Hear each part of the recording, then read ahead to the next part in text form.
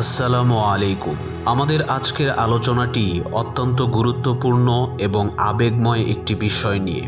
সন্তানের জন্ম যেমন আমাদের জীবনে অত্যন্ত আনন্দ নিয়ে আসে, তেমনি তার অকাল মৃত্যু ফেলে যায় এক গভীর শূন্যতা। যাদের সন্তান দুনিয়াতে এসে আবার মহান রবের ডাকে সাড়া দিয়ে মা বাবাকে ছেড়ে চলে গিয়েছে, তারাই শুধু অনুভব করতে পারবে যে এটা কতটা কষ্টের এবং কতটা একাকিত্বের। তবে তাদের মনে বারবার একটি প্রশ্ন আসে, আমাদের নিষ্পাপ শিশুটির কি হয় মৃত্যুর পর? ফেরেশতারা তাদের সাথে কেমন ব্যবহার করেন? তারা কোথায় থাকে এবং কার সাথে থাকে? ইসলামী বিশ্বাস অনুযায়ী শিশুরা হলো আল্লাহর পক্ষ থেকে আসা পবিত্র এক আমানত, আর তাদের মৃত্যুতে রয়েছে মা বাবার জন্য এক বিশাল প্রতিদান ও সুসংবাদ। আজকের এই ভিডিওতে আমরা কোরআন ও হাদিসের আলোকে এই প্রশ্নের উত্তরগুলো জানার চেষ্টা করব ইনশাআল্লাহ, যা শোকাহত হৃদয়ে শান্তি এবং ভরসা যোগাবে। তাই আপনি যদি আমাদের ভিডিওটি শুরু করে থাকেন, অবশ্যই শেষ পর্যন্ত দেখে যাবেন। ইসলামী আকিদা অনুযায়ী প্রতিটি মানুষের মৃত্যুর সাথে সাথে ফেরেশতাদের কিছু কাজ শুরু হয়। শিশুরা যেহেতু বাল্যকালে মারা যায়, তাই তাদের সাথে এই প্রক্রিয়াটি প্রাপ্তবয়স্কদের চেয়ে কিছুটা ভিন্ন রকমের হয়ে থাকে। প্রাপ্তবয়স্কদের মতো শিশুদের রূহও আল্লাহর নির্দেশে মৃত্যুর ফেরেশতা হযরত আজরাইল আলাইহিসসালাম এবং তার সহকারী ফেরেশতারা জান কবজ করেন। কিন্তু শিশুরা যেহেতু নিষ্পাপ, তাই তাদের মৃত্যুর সময় কোনো রকম কষ্ট হয় না, কারণ তারা সবাই জান্নাতি শিশু। পৃথিবীর সকল আলেম ও তাফসিরকারকগণ এমনটাই বলেন। এখন প্রশ্ন হলো, কেন তারা জান্নাতি? শরীয়তের বিধান অনুযায়ী প্রাপ্তবয়স্ক হওয়ার আগে শিশুদের ওপর কোনো আমল বা ইবাদতের বাধ্যবাধকতা নেই। তাদের আমলের খাতা সম্পূর্ণ খালি এবং তারা নিষ্পাপ হিসেবেই মারা যায়, তাই পরকালে তাদের কোনো হিসাব বা জবাবদিহিতা নেই। রূহ কবজ হওয়ার পর এই আত্মারা প্রবেশ করে বারজাখের জগতে বা অন্তর্বর্তী জগতে। প্রাপ্তবয়স্ক মুমিনদের রূহ সাধারণত ইল্লিয়িন বা শুভ আত্মাদের স্থানে থাকে, কিন্তু শিশুদের জন্য আল্লাহ এক বিশেষ ব্যবস্থা রেখেছেন।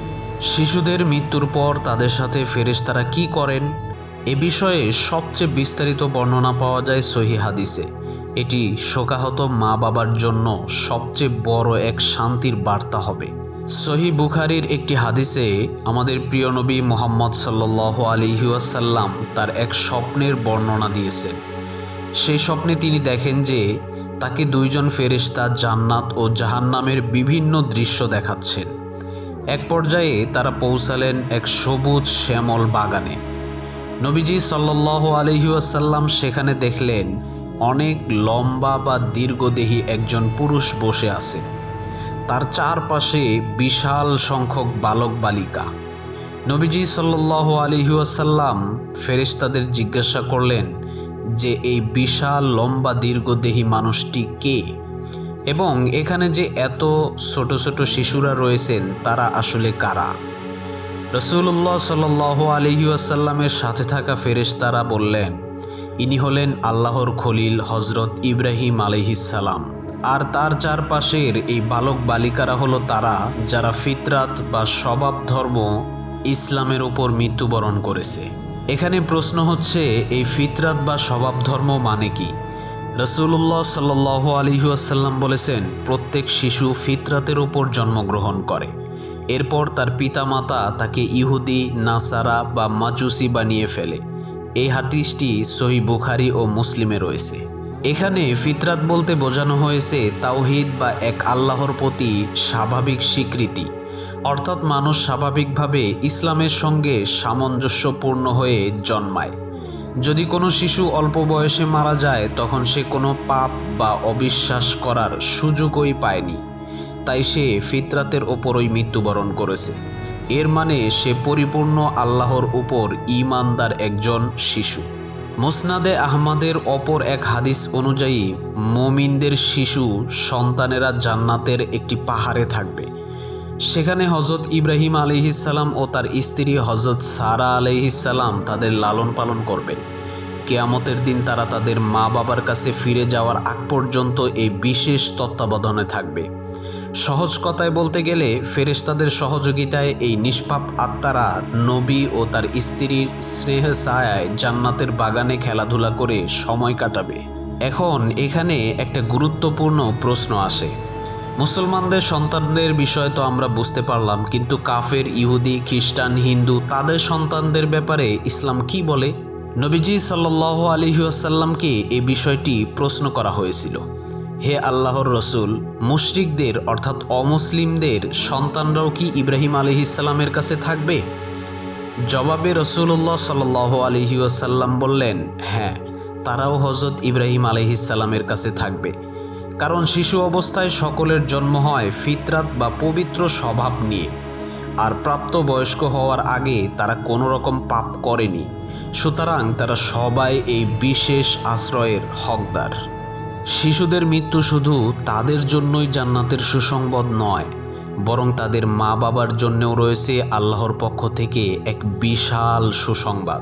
তিরমিজি শরীফের হাদিসে এসেছে, যখন কোনো বান্দার সন্তান মারা যায় তখন আল্লাহ তাআলা ফেরেশতাদের জিজ্ঞেস করেন, তোমরা আমার বান্দার কলিজার টুকরার রূহ কবজ করেছো? ফেরেশতারা বলে হ্যাঁ। তারপর আল্লাহ তাআলা জানতে চান, আমার বান্দা কি বলেছে? ফেরেশতারা বলেন, সে ধৈর্য ধারণ করে আপনার প্রশংসা করেছে এবং সে পড়েছে ইন্না লিল্লাহি ওয়া ইন্না ইলাইহি রাজিউন, অর্থাৎ আমরা আল্লাহরই এবং আমরা তার কাছেই ফিরে যাব, এটি বলেছে।